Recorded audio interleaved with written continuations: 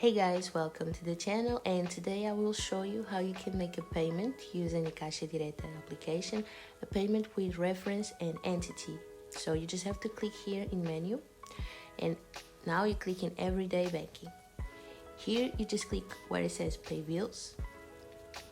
And now if this is not a frequent payment, you just have to click here in new.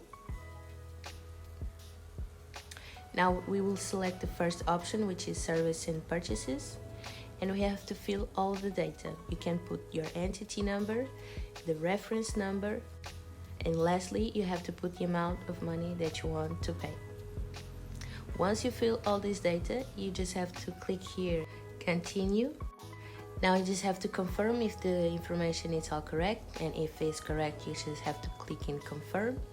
And now, as you can see, the payment was successfully completed.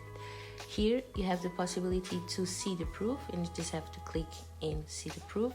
Will open a file like this, or you have the possibility to send the proof by email. You just have to put your email and click here where it says okay. It's all for today. I hope I helped you, and have a nice day. Bye bye.